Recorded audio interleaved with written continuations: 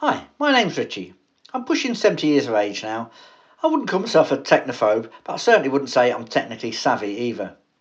I don't really use social media and only an occasional user of YouTube.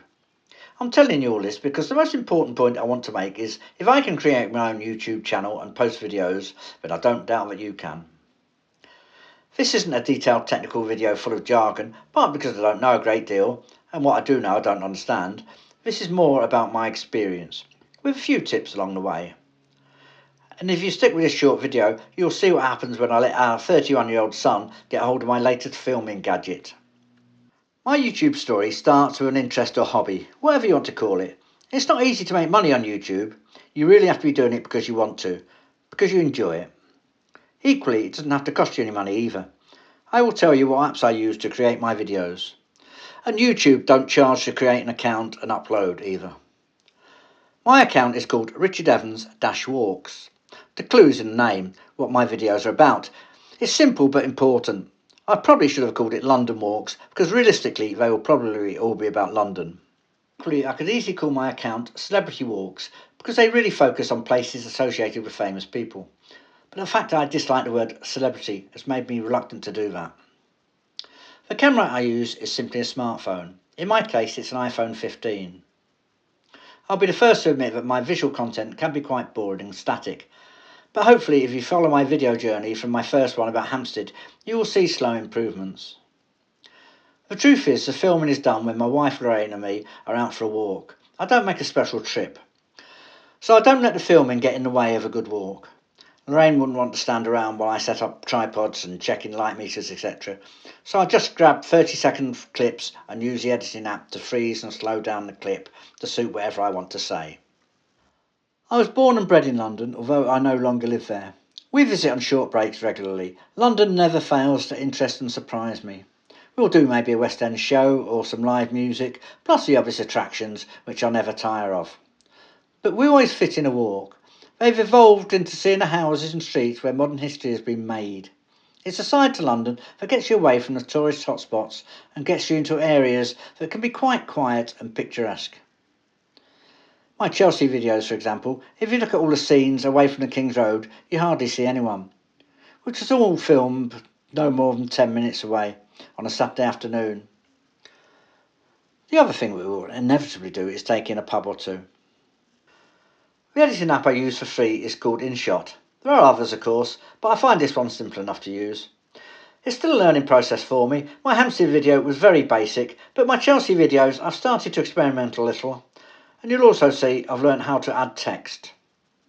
There are lots of other features I haven't experimented with, but I will do. The other app I've used is called Phonto, Phonto. I've used it to put text on my thumbnail, which is sort of like a front page. It's generally a photograph with the title of your video. As I say, I've used Phonto, but there are plenty of apps out there to put text on photos.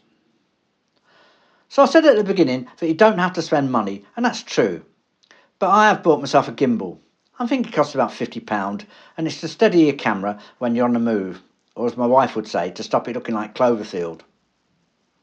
You can judge for yourself whether it's worth the money, because I didn't use it on my Hampstead video, but I did on my Chelsea videos. Now, on our Chelsea walk, we're joined by our son Jack. There you go, that's us.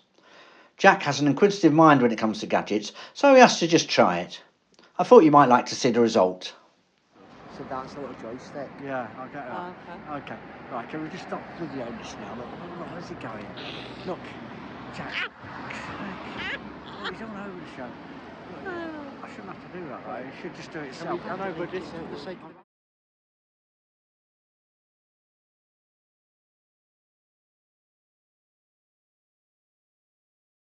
Famous. Right, can you turn that off so I can just... And what's your favourite David Bowie song? Stardust, probably. It's the only one I can think of.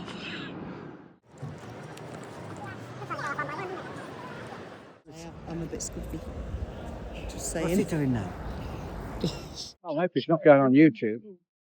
Thankfully, I did get my phone back, and I reminded Lorraine that it's Starman she was thinking of and not Stardust. The last point I want to make regarding your YouTube venture is reaching your audience. I had absolutely no idea how many people would view my channel. When I had 50 viewers, I was delighted. But really, I had no ambition or targets. It was about sharing the knowledge I'd gained while planning my walks. My filming may be amateurish, mainly because I am an amateur, but I do pride myself in the detailed information. When I used to plan our walks, I would sometimes check YouTube for guidance, but they could be a bit generic. I felt they seemed to draw off the same single source for a lot of information. I use multiple sources and cross-reference my facts as much as possible. Of course, I can't guarantee everything is totally accurate. I'll pack a video with a lot of detail. For example, my 28-minute Hampstead video mentions over 60 people. So inevitably there will be the odd mistake. I did just say that how many views I have wasn't important to me at first, but that information is readily available on your channel and it's difficult not to get drawn in.